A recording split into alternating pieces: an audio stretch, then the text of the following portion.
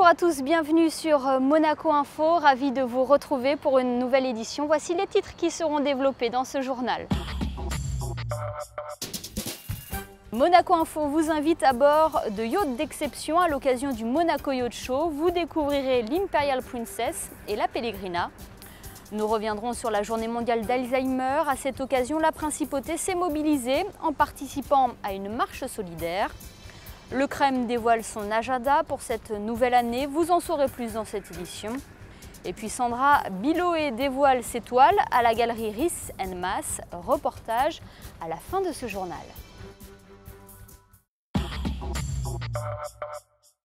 Nous ouvrons donc cette édition avec le Monaco Yacht Show. Vous le savez, c'est le rendez-vous international de la grande plaisance. Aujourd'hui, nous vous emmenons à bord de yachts d'exception. Ils sont environ une centaine à être amarrés dans le port Hercule. La visite des lieux dans ce reportage.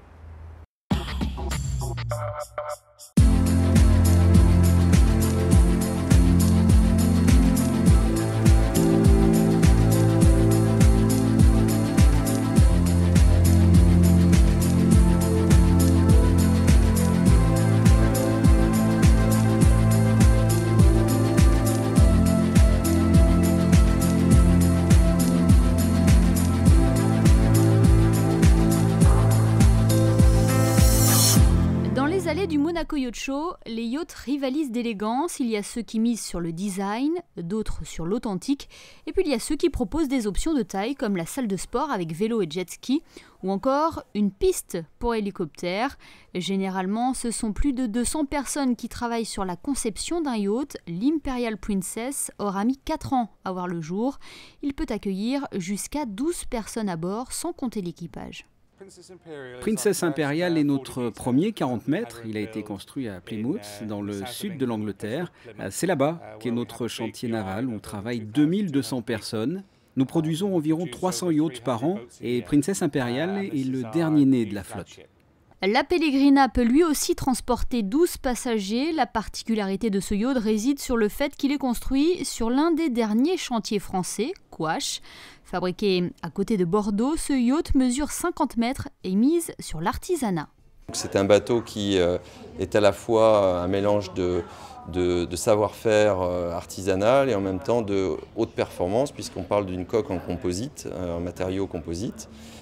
Moulée, c'est une des plus grosses pièces moulées au monde et avec une performance tant de consommation de gasoil que de vitesse qui est, on va dire, exceptionnelle, puisqu'en l'occurrence c'est un bateau qui en vitesse de pointe sera à 28 nœuds en semi-déplacement, avec l'opportunité d'être aussi à 12 nœuds avec une consommation très raisonnable d'environ 160 litres par moteur. Le montant de ces yachts se chiffre en millions. Pour la Pellegrina, par exemple, il faudra signer un chèque de 30 millions d'euros pour se porter acquéreur. Une somme qui ne devrait pas freiner les nombreux acheteurs venus en principauté pour ce Monaco Yacht Show. Le 21 septembre est la journée mondiale d'Alzheimer. Cette maladie incurable reste toujours un défi pour la recherche médicale. Plusieurs manifestations se sont déroulées un peu partout dans le monde, y compris à Monaco où il y a eu une forte mobilisation. Retour sur cette journée avec Ruben Selam. Entre 200 et 250 personnes s'étaient réunies ce vendredi, place de la Visitation, pour la 3e édition de la marche en faveur de la lutte contre la maladie d'Alzheimer. La manifestation a donc rencontré un véritable succès, signe que Monaco est particulièrement impliqué dans cette cause. Grâce à l'AMPA et à toute l'équipe de la présidente Catherine Pastor, Monaco montre l'exemple. Je crois qu'on est de plus en plus nombreux, on peut le voir autour de nous, à participer.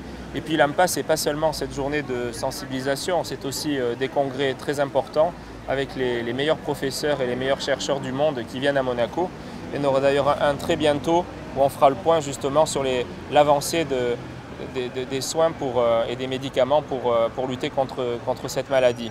Le gouvernement princier a pleinement pris la mesure de ce problème à Monaco, puisque dans l'ouverture prochaine du centre de gérontologie clinique, donc au début de l'année 2013, de l'année prochaine, dans quelques mois, nous aurons 30 lits qui seront les mieux adaptés justement pour prendre en charge les malades en principauté de la maladie d'Alzheimer. Donc ça sera un grand progrès à Monaco dans la prise en charge de ces patients. À l'issue de la marche, une exposition de photographie était organisée. Chaque patient a été accompagné par un professionnel pour réaliser ces clichés qui sont en quelque sorte les temps forts de leur vie. L'occasion de montrer au public les capacités créatrices de ces personnes et de combattre certains clichés sur cette maladie.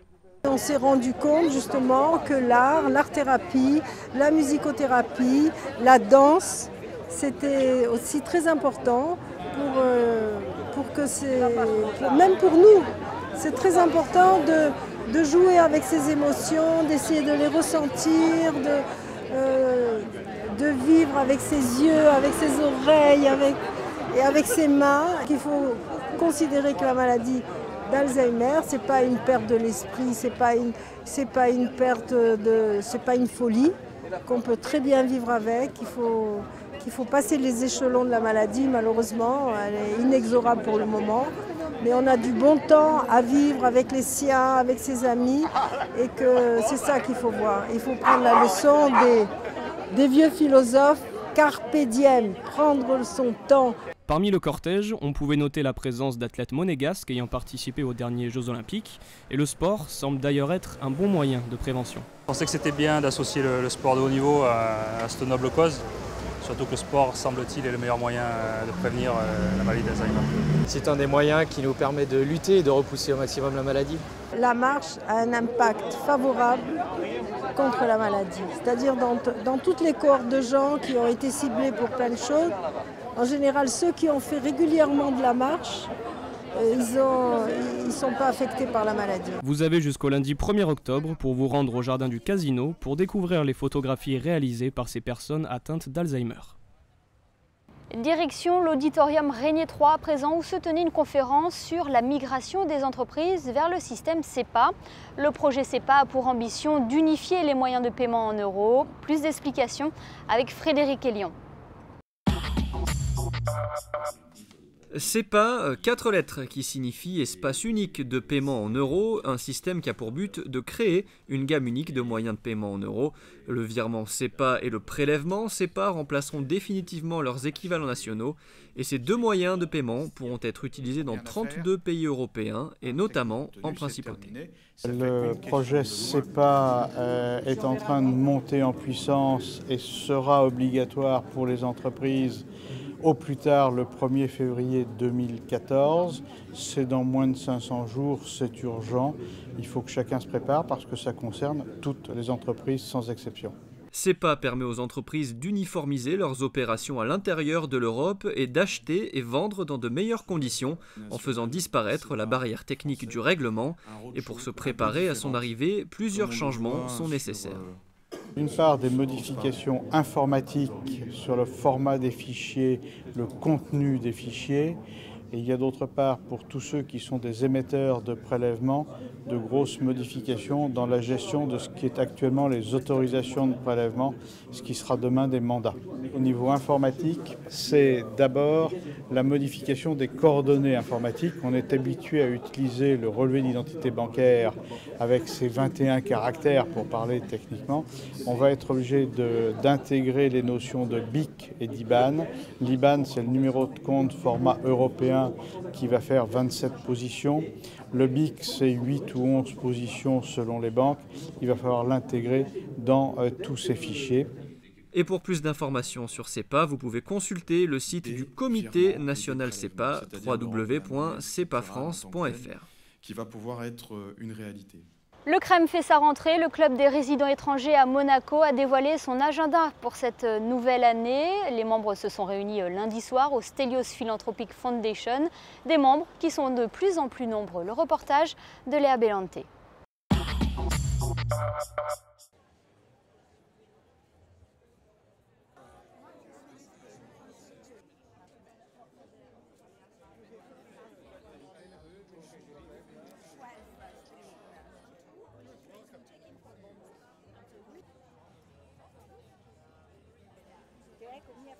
Il faut simplement être résident à Monaco, avoir une carte de résident et ensuite aimer les activités que nous faisons. Ce n'est pas une obligation, mais je pense que nous essayons de créer pour tout le monde un petit peu des choses différentes, des concerts, des musiques, enfin, ceux qui aiment la musique, des conférences, des petits voyages, enfin tas de choses.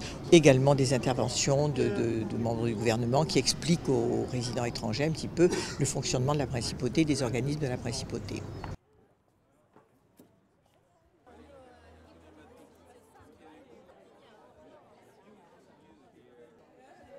Le prochain gros événement, c'est dès cette semaine, puisque nous partons pour 4 jours à Bordeaux pour des visites de grands crus classés assez exceptionnels tels que le château Yquem ou des visites de fermes de caviar, donc c'est assez exceptionnel.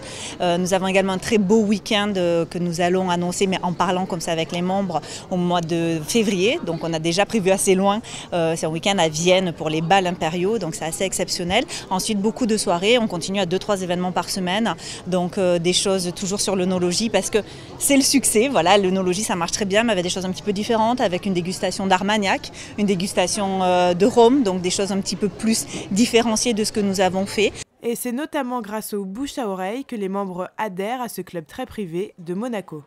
On a entendu parler du club et c'est une très bonne opportunité de rencontrer du monde et ça a été super jusqu'à aujourd'hui. On a fait beaucoup d'activités, mon épouse a été faire des cours de cuisine au palais, ça a été génial, plusieurs expositions. Du point de vue culturel, c'est très intéressant. Le CREM a mis à disposition pour ses membres un espace de 220 mètres carrés à l'immeuble Mirabeau, un lieu convivial qui depuis 2 ans attire les philanthropes du monde entier. Movimento, c'est le nom de la nouvelle exposition qu'accueille la galerie Risenmaas. Elle y présente les peintures de l'artiste Sandra Biloé. Marie Pia vous fait découvrir ses œuvres intenses et colorées.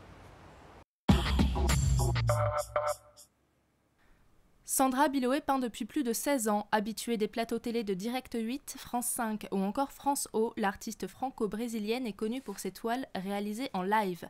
Intuitive et spontanée, l'inspiration peut la frapper à tout moment. C'est ma vie, c'est ma personnalité que je peins, les énergies que je ressens autour de moi des personnes, des lieux et des différentes rencontres. C'est la vie, je peins la vie. Et pour peindre la vie, Sandra Biloé peint à plat afin d'obtenir un effet de relief en 3 dimensions. Autre particularité, l'artiste utilise des couleurs vives, de l'acrylique et une technique par projection directement sur la toile. Ma peinture se caractérise surtout par le mouvement, l'énergie et donc ma vitesse d'exécution dans la création de mon œuvre.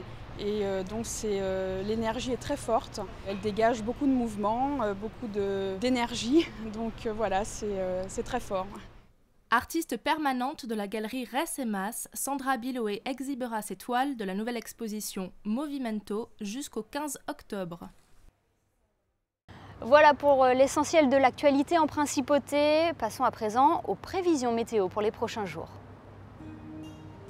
Samedi sera le premier jour de l'automne et il fera beau. Les températures seront agréables, elles seront comprises entre 19 et 24 degrés. Dimanche, le soleil se fera hésitant avec l'apparition de quelques nuages. Le temps se détériorera en début de semaine, les éclaircies se feront timides lundi.